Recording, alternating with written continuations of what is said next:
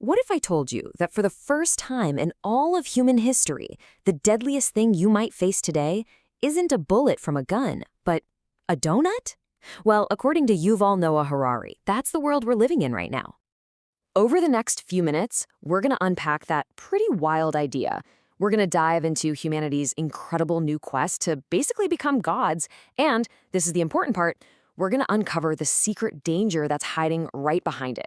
And yeah, this could change how you see, well, pretty much everything. Oh, and by the way, if you like having your brain twisted into a pretzel like this, make sure you're following the channel. You're not going to want to miss what's coming up next. Okay, let's get into the real story here. To really get where we're going, you first have to understand just how far we've come. You see, for thousands of years, literally all of recorded history, every single human life was ruled by three brutal forces: famine, plague, and war. They weren't just problems. They were the very air we breathed. But in just the last century or so, something has fundamentally, radically changed. Okay, now look at this. This slide, it tells an absolutely wild story. These are the numbers from just 2012. Deaths from violence, and that's war and crime put together, 620,000. Tragic, of course.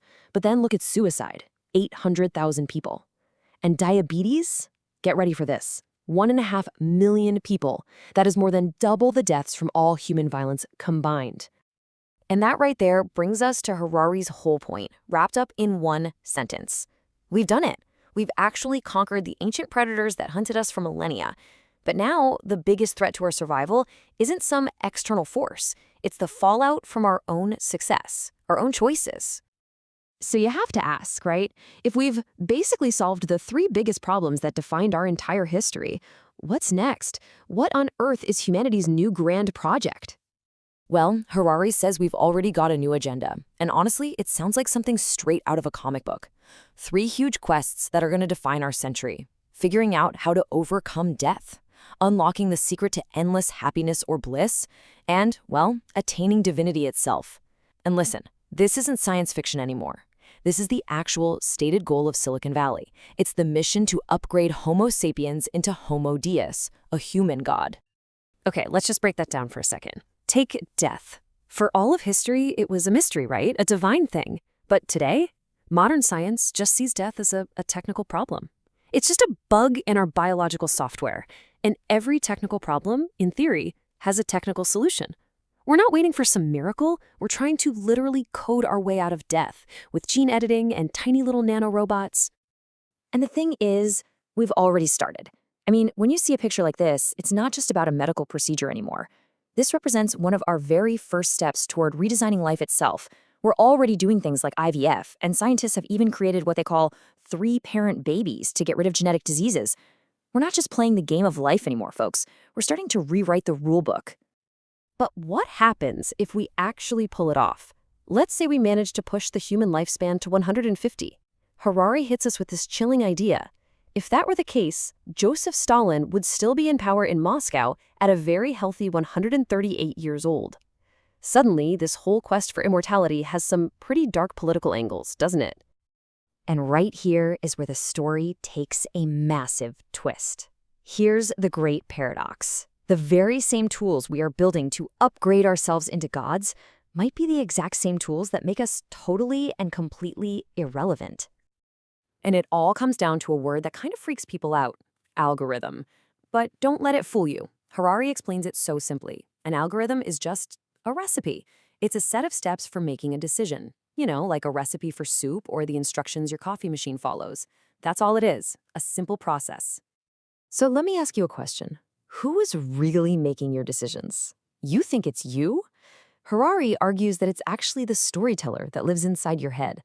And that feeling of a single, unified self, well, it might just be the most powerful and misleading story we ever tell ourselves.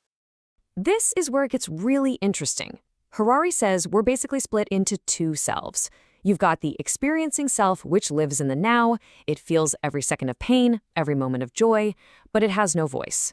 And then there's the narrating self. This is the storyteller. It takes your memories, weaves them into stories, and gives your past meaning. And here's the kicker. It makes all the big decisions. It will pick a week of painful, miserable hiking just because it will make a good story later. completely ignoring what your experiencing self actually wants. So think about that for a second.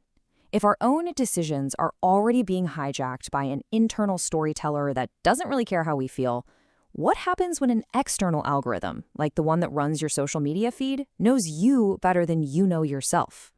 And that leads us straight to the new emerging religion of our time, Dataism. The core belief is simple, but it's radical.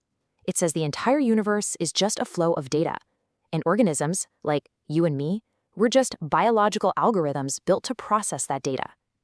In this new world, the most valuable thing isn't human life or human experience, it's the smooth, efficient flow of information. And this is the part that should really give you pause. In the religion of Dataism, your feelings are not sacred. Your intuition, your gut feeling, that thing in your heart, it's not a source of ultimate truth. It's just another data point in the system, waiting to be processed. This is the end of humanism, the end of the idea that your personal experience is the most important thing in the universe.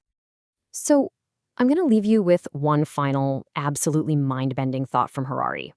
Just consider this for a second. The number of possible virtual worlds that could be created is infinite. But there is only one real world. So, given those odds, what is the probability that you just happen to be living in the one and only real one?